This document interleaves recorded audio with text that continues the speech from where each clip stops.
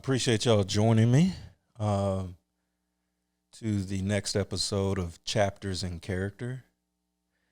Today we're going to be talking through appreciation, but I want to thank all those that watched the first episode around understanding and really ask a lot of questions and really appreciated the format. So, like, can't thank you enough, and hopefully this continues to get better.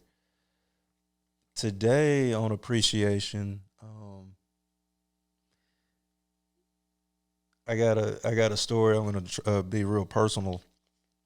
Um, the reason why I'm sitting over here versus at my desk, like I had planned to do for every episode, is because of the albums behind me and kind of the centerpiece vignette for appreciation and how it's kind of illustrates the journey of valuing this character trait in the way that I do is because of the miseducation of Lauryn Hill. The miseducation of Lauryn Hill is my favorite album of all time, and oddly enough, and I didn't know it at this time, um, it came out the same year that my parents got divorced in 1998. I think it was around August of 1998. And I believe somewhere around October of 98 was when my my parents officially got divorced. And so y'all have heard how much that played a big piece in the pivot in my life or the development of who I am, and y'all also know that I don't look at it as negatively as I did when I was younger. As I get older, but let me take you back to that. So, um, the reason why I remember it so much is because I remember going to the Pines Mall in Pine Bluff with my dad, and think it was. I'm sure Brian was with us. I'm sure it wasn't just me and Daddy, but I just remember us. And my dad reads like no other, and I remember going into with him to the bookstore, and I remember he picked up a CD, and at the time, Pine Bluff was about 45 minutes away, 45, 50 minutes away. And he played the miseducation of Lauryn Hill on the ride back. And one of the things I remember most was, I believe, sitting in the driveway and finishing the album before we went in. I mean, we were probably school shopping because it was, like I said, it was around August, but that might have been too late. But anyway, we had come from Pine Bluff. We had listened to it on the ride, and we sat in the carport and finished listening to the album because it wasn't quite done yet.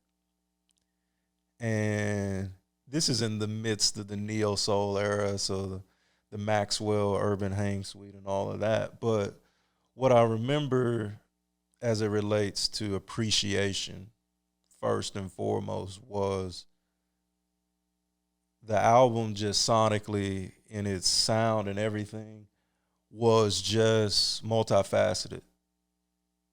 Like, I could remember hearing like different styles, different tempos, different um, solo songs, different instrumentation with the Carlos Santanas of the world, with Mary J. Blige, with D'Angelo. It was just insane. And at 8 years old, almost turning 9 in the following January, like it was wild. It was wild. So I started to hear things in layers, not just musically. but I could feel like based on what the songs were about, I could I was I could feel different stuff. I could hear how she felt. I could it was like a it was like the music was so good. It was like a musical form of empathy. Like very almost everything she sang and said, it it was like I was feeling it, and I'm this young kid. And so it was one of the first introductions of how like art and different another person's form of self-expression can pull emotions out of you. And that was super intriguing. Then on like the subject matter, like everything is everything, doo-wop that thing, self-titled, the Miseducation of Lauryn Hill, which is one of my favorite vocals I've ever heard. Um, to Zion, like the only song that has ever come close to Zion for me when it comes to feeling the actual pain, disappointment, and then a sense of pride that like, no, who I am always will ring supreme is My Little Love by Adele on 30. Uh, and so I'm getting all of these things, and I could just see the place, not just I was at, but I could see the place it took my dad. It's one of his favorite albums of all time, too. And so that's in like August, September, because I don't know the CD was purchased when it was released. The first day it was released, but in that fall, like I said, that's when uh, my parents got divorced. So on the day we found out, we were leaving the gym, and when I was doing my notes, the notes read salt and vinegar chips. And the reason why, I remember leaving the gym with Brian and my dad. We had a bag of chips, and I was, my precocious self. I was like, "What is this? Like, we don't get snacks for a ride home. Like, are you kidding?" Um, and so my chips were salt and vinegar chips. So I was already on guard just off of that alone. And so yeah, to come home and then your parents ask you to sit down, and didn't see any of it coming. And that was brings me to the next point of appreciation is, we didn't see a lot, and I won't go into depth on my parents' relationship, but for the most part, it was like there was nothing that was toxic that we could see, or nothing that we thought indicated that this was possible or was coming. And so it took a while, but an appreciation eventually developed in me that everything isn't as it seems, that strong people, especially, can manage setbacks so well that you you don't even see them working through stuff. And what it's allowed me to appreciate, and one of the forms of appreciation that's so important to me, is like not to take for granted the strong people, which I think both of my parents are. Because when you are managing and working through stuff and getting on with it, as my Aussie friends would say, um, people tend to forget to check on you, tend to start believing you're larger than life, that you can handle anything. And we all need some help. We do. That we all need some help. And oddly enough, from early on, that was kind of the beginning of me probably being self-aware super early. And there's upside and downside to appreciating kind of the depth and feelings and being in touch and trying to discover yourself is uh, when those things come before you're able to understand, um, you can feel a little bit lost and not really understand all of your feelings about certain things that are going to be hugely important for the rest of your life. And so that's where appreciation came in. Probably the feeling of appreciation came in before the clarity of how appreciation was affecting me or lack thereof. And so that gets me to the lack thereof. I don't know that we discuss enough how damaging it is when you feel less than appreciated. And in my around this time, I really felt that because I wasn't, I was kind of the passenger on someone else's ride for a long time, and I really, really, really, really think, you know, the Angie Butchers, my third grade teacher, Laura Hughes, our counselor, who did a fantastic job looking back of just understanding the situation that I was in, understanding how insightful and how much I appreciated and paid attention to detail even at a young age, and how this huge event in my life was affecting and changing me. And they were there at that time in which, particularly in my mind, there was quite a bit of chaos, and being there and being able to appreciate me for who I was and what I was going through. And that helped me really learn how important appreciation is in helping people get through things. And, you know, that brings me to the kind of the contemporary point, which I always do, will always do. And I just started a new role at my company um, on July 1. And I get to now work again with one of the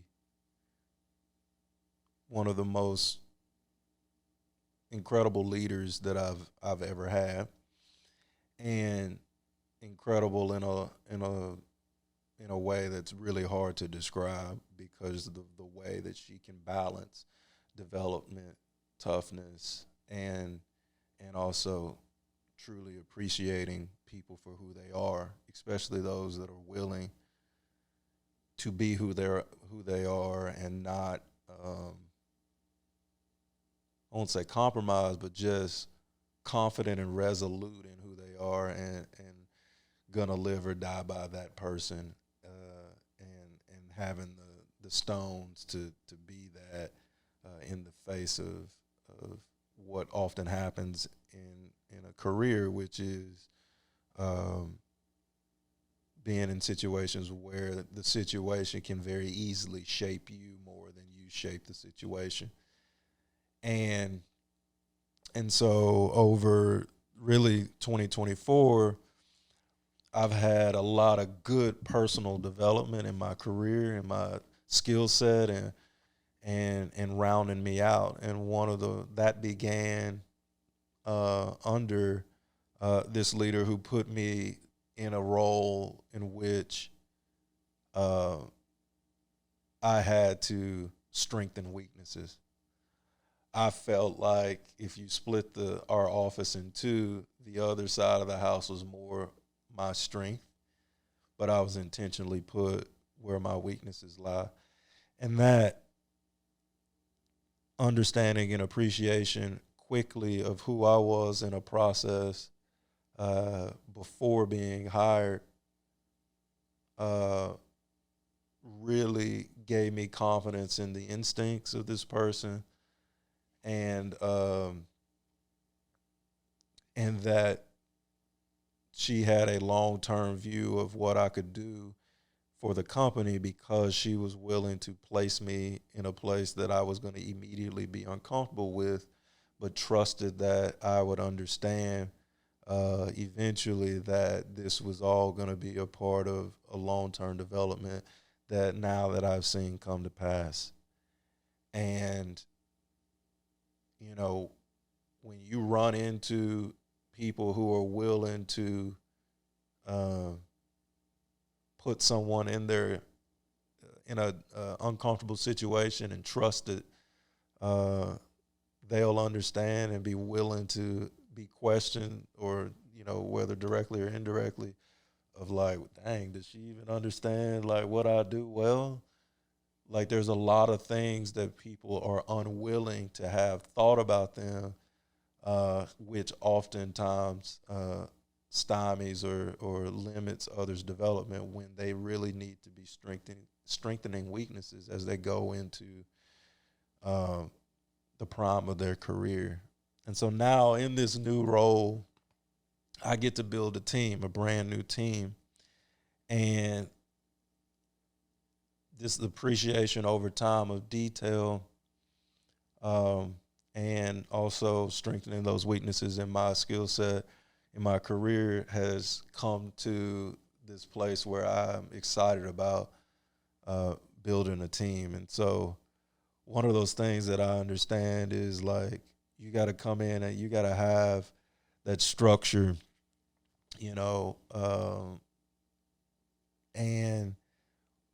oftentimes people confuse, they use structure and process with interchangeably. And for me, structure allows you to have freedom, playing within the box, so to speak, but also have a North Star and have confidence in the stability that structure provides. Whereas process is a component of structure, but when it stands on its own, it in and of itself can be bureaucratic, inefficient, and ultimately counterproductive. And so for me, as I go into building a team, it's about not rushing. It's about understanding that I want a team to come into some structure, not out of a sense of micromanaging or control, but the word that I'm thinking of for my team is I want them to be composed. When you're composed and you have structure and you're efficient, it's when you have pride in the standard, it unlocks so many things for a leader. It unlocks tailored development. I feel like it expedites trust. You then have a strong culture that can self-police the standard that the team has established, because you've allowed them to be a part of defining what that is, what that standard is. And it's been my experience that when you allow a team to all come together and establish what the standard is, they will police that standard, and they will do so with a level of understanding amongst each other that allows you to have tough conversations without as much concern about the ancillary things. And so when you can develop that type of culture on a team, it allows me to do the other stuff, because appreciation takes time. It takes time, and like I said last time, in the last chapter, like, understanding leads to appreciation. I don't think you can appreciate anyone or anything in any sufficient depth if you don't understand it. And so you got to go through the steps of the process, and appreciation is just the second step, but it's a major one. But going in, listening, learning, understanding your team, understanding what we're facing, what our what our goal is, who we support, what are we advancing. Got to understand all those things. Got to understand people's strengths.